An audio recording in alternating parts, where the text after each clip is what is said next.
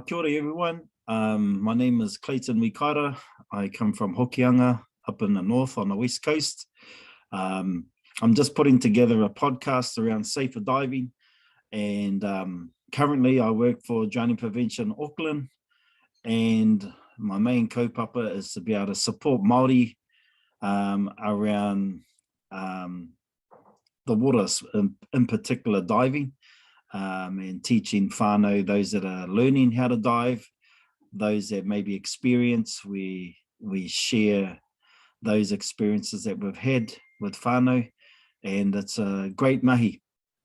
So hopefully today you may learn something about how we can keep ourselves a lot safer. So I'm just going to share my screen and I'll go through a presentation, and hopefully learning can occur. So I've been with Drowning Prevention for 4 years, and we look at educating whānau through formal settings like education, and we also go into our communities and also workplace areas. Just a little bit of background about my water experience. I've been paddling doing waka ama for about 16 years, and I've been to places all around the world: Hawaii twice, Tahiti twice, Rarotonga around 6 times. I've been to Canada and also New Caledonia. One common theme that I've picked up while paddling around the world is the waters are beautiful and warm, particularly in the Pacific, and the water's a lot more buoyant. And whereas New Zealand, the water's a lot colder and it's less buoyant, where you sink a lot. So I found that those experiences for me, being here in New Zealand, we have to be extra careful of not getting hypothermia. Also, my other passion and background is basically I've been diving for over 30 years, and mainly all that diving has occurred on the west coast. I've had a few experiences of nearly drowning myself, and one of those particular experiences, I was learning how to dive. I went for a dive with one of my whanaungas, Conrad Leaf, and we were diving at the start for power, and then he goes, "Oh, why don't we head out the back and look for some crayfish?" So I was keen as to go. At that particular time, we didn't have any buoyancy aids. Those are things like to hold your sack or to have a rest if you got tired. We also use a technique up there in the north where we put a big shirt over our wetsuit. We tie a knot at the bottom. We put our weight belt over the top of that knot, just so when we put power down, they don't fall out of the bottom. And then we end up taking our kai to the sack. Well, many of us still use that technique today. Well, but this time I actually didn't have any buoyancy aids or anything at that time. As I said, I was still learning. And my mate points to this far out reef. So we're right in the open. There's no rocks around us. And I thought, well, at least when I get there, I can have a rest. So Conrad, as we go over and we get to the reef, he goes, "Oh, can you hold on to my sack?" So he had about quarter full of power in the sack. I had a shirt full of power still in my shirt. And I let him carry on looking for crayfish while I held on to his catch. As I look up, I see these massive sets coming through waves, and I get blown off the reef, and white water is going over the top, and next minute I'm struggling to get to the top. I'm realizing that there's no buoyancy because it's aerated. It's got air in the water, and you sink quicker to the bottom. So I managed to get myself to the top, and then Conrad comes up next to me and I pass him a sack and chuck it to him and say, "Here's your sack, I'm going back in." And then I started kicking back in. Anyway, I made it safely to another reef and rock that wasn't in the impact zone, and I was able to recover and get my breath. And that was one of my first learning experiences about just being aware. And I always had respect for the moana, but you can still get a little bit um, confident, overconfident, and think that you're better than what you really are. And so that was one of my first experiences of realizing that um, you have to be really aware of your surroundings. And I went back to my brother and my brother-in-law, and we talked about the incident, and I just said we need to have something like buoys or things that can hold our catch bags, so it takes the weight off us. So we first started with just water containers that had a little lip and ring in it, so we could thread our ropes through. We had an anchor at the bottom, and we would attach our sacks to these containers, and then we slowly started getting proper buoys. Um, and using buoys, and now that's the method that we use, is 2 buoys with a rope and our anchor attached to it. So that is our safety device. There are 3 main reasons, why someone will get into difficulty, and it can be a combination of these whole 3. People always ask me, "Oh man, why do people drown all the time?" No one actually intends to drown. They're going out doing their thing, whether it's having fun on the beach and getting caught in the rip, or whether it's diving for kaimoana.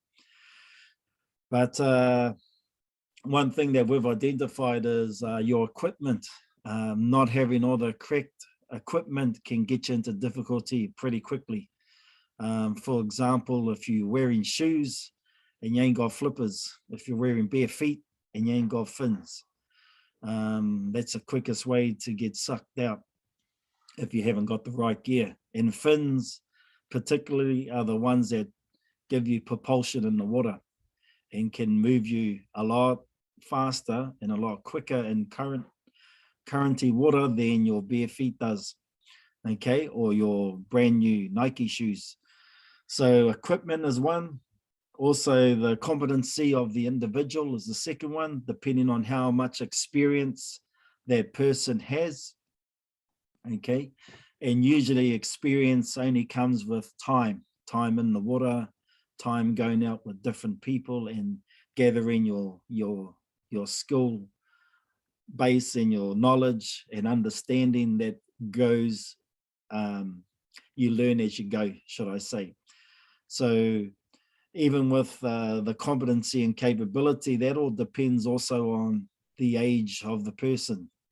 And I'm not putting anyone that's old down, because we have a lot of experienced divers that are in their 60s and even 70s and are still beautiful, awesome divers today.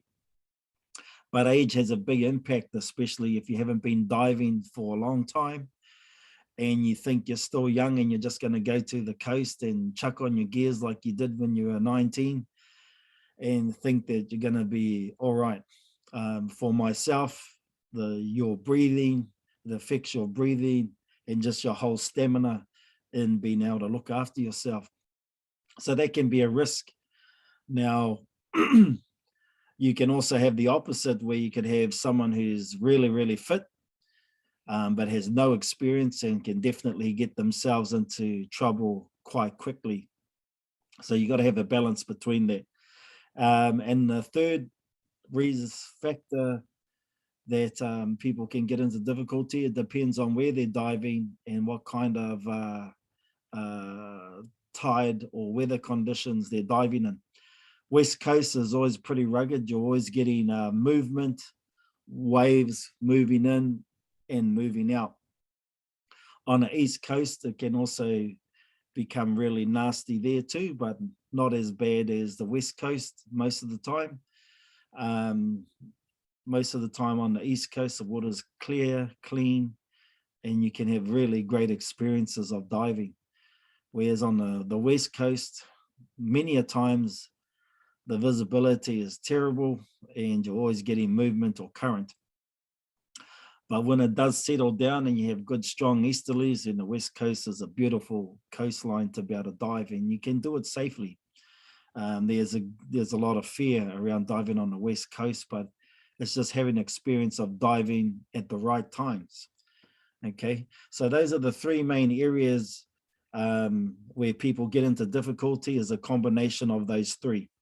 Now I can give you scenarios for all of them. Someone might be really, really confident with diving, and they may have dived on the east coast most of their life, and then they go to the west coast, and then they're realizing they can't see anything. The waves are pushing them backwards and forwards. They can't stay on their spots, and then they realize they're getting tired and they got to try and kick back in, and they're trying to navigate through all these different aspects of the weather conditions. And those can be learning experiences. And what we encourage around that is going out to areas that you don't know. Always go with locals or people that know their stuff. Then they can help you. They can help you with making the right decisions. Okay. And also just having all the correct gear. So there's other areas that can cause risk.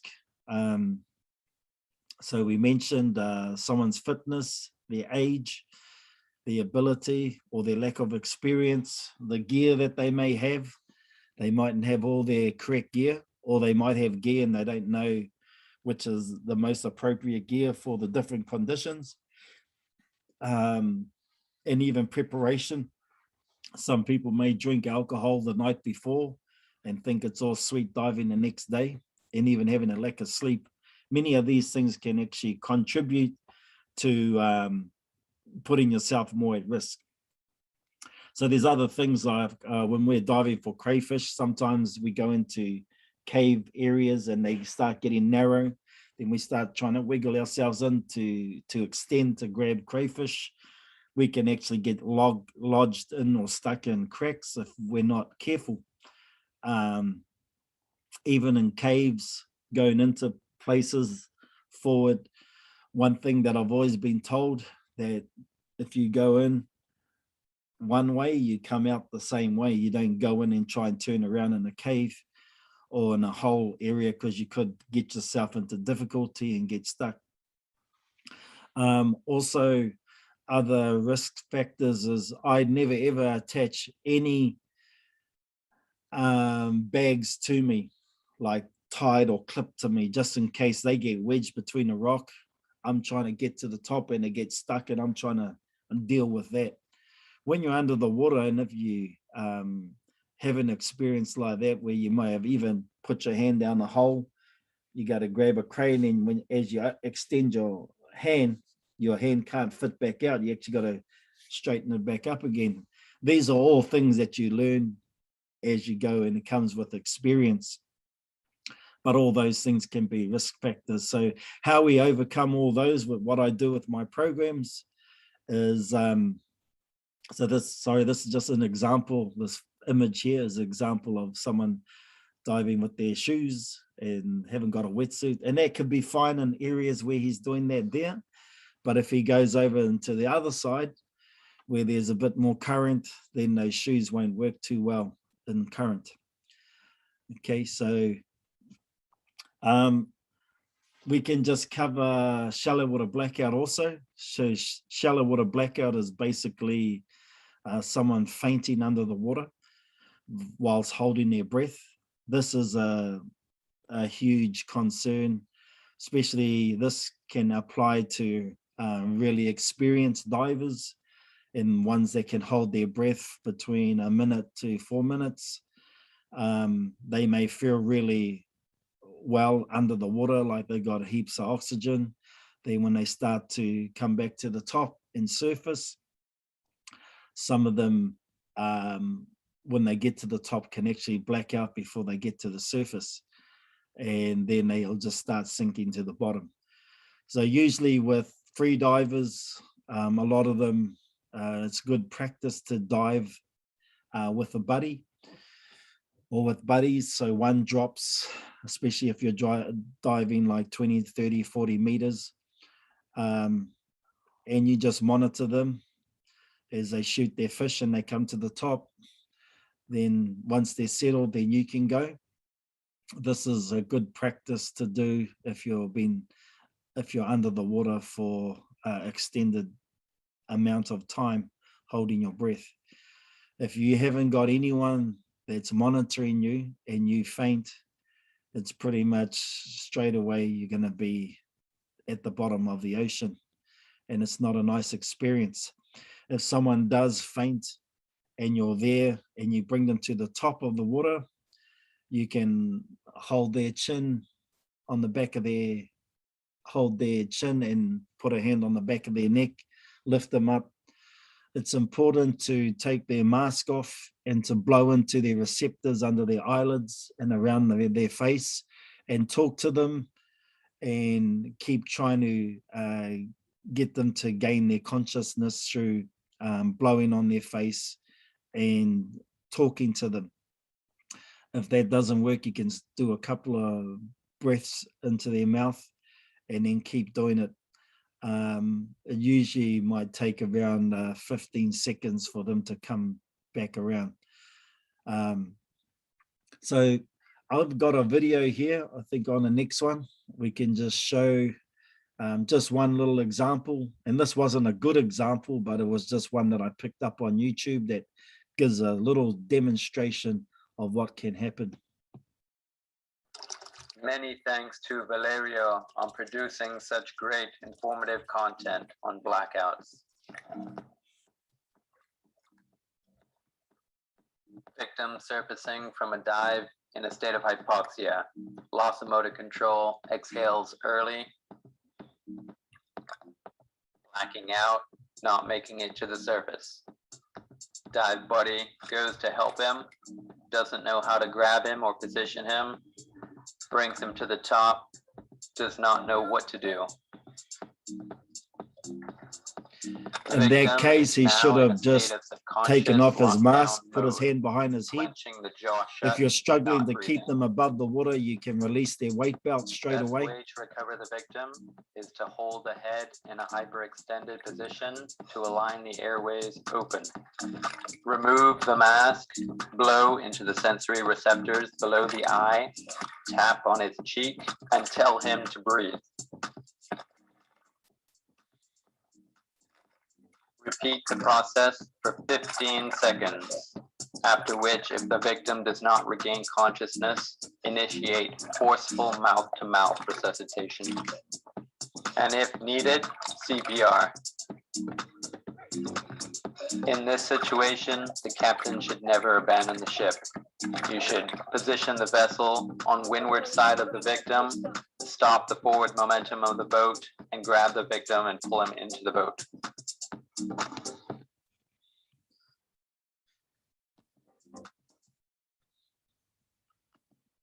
So that was just an example of shallow water blackout and what it actually looks like. Like the guy said, the worst thing that you can do is if there was wind and the guy jumped off his boat and there was no one on the boat, there's times you'd never catch the boat depending on the type of conditions they're in. So that's one thing. But how we reduce all the risks and what I've been doing around Auckland and even up the north, I've run a few wānanga or dive sessions up there, is this teaching whānau how to use the buoys. So these are the buoys here in the yellow. Our sacks are attached to them. Why we have two together, it gives us the opportunity to rescue someone and they can go underneath the armpits. It keeps their airways above the water and you can pull someone in who's totally exhausted, that has no energy. With one buoy, that's very difficult because they'll need to try and hold themselves onto the buoy, and also it won't hold as much weight, whereas two buoys holds quite a bit of weight. And also you can attach a few sacks to that and it holds your catch. Okay, so I run workshops within around Auckland, just at swimming pools at the start, or if you live up in the country, you can do it in your rivers and creeks. and I just chuck power shells and stuff in for them to dive for. As they're diving for the power shells, they take them to the sacks, and then I just keep them, getting them used to equalizing is also important, so you don't blow your eardrums, is pinching your nose and blowing gently. You don't want to blow too hard because you can bust your eardrums. But equalizing is also important to protect your ears. As you go deeper, there's a lot more pressure on your body, and by pinching your nose and blowing gently or moving your jaw, you can actually help that process of releasing that pressure in your ears. My brother blew an eardrum on one of his dives, and it was only in the shallow. And basically, he had fluid coming out of his ear, and it's part of that gel, that fluid that keeps your balance. So he was seeing things on the side. It wasn't straight. He was disorientated, and I was lucky I was right there with him. I gave him the buoys. He sat on the buoys for a while till he come right, but that was the end of his dive for that day. He also got sick, got noisier because of just the movement and the imbalance. But it doesn't have to happen in deep water. Blowing your eardrum can happen also in shallow water. So from the pool session, then we take them out to whangaparo, and we give them experience of diving for kina there. So they have their own sacks attached to their own buoys. And basically, I just let them go hard, and I just monitor, making sure they're safe. We also have a support boat with qualified lifeguard on the boat too. And we also have a defib for any emergencies if we needed any emergencies. But it's a real great program, and we get a lot of great results, great feedback from kura kaupapa, secondary schools, the Māori units, on how much the kids love being able to go out and learn proper techniques to keep themselves safe while diving. We've covered equipment, so I find with having a wetsuit, it's beautiful, keeps you warm, you don't get cold, it also can protect you from rocks. But in order for that, you need to have a weight belt. Now, usually your weights is 1 kilo to 10 kilo of weight for a person. Say if I gave you an example, someone was 80 kg, then they might need between 7 and 8 kg worth of weight. And you just have to mix and match to what's comfortable for you. For me, I weight myself a lot lighter, so I'm kicking slightly to get down, and then when I release, I'm just naturally coming up with my own buoyancy, so I'm not actually sinking to the bottom. And I find it works perfectly for me.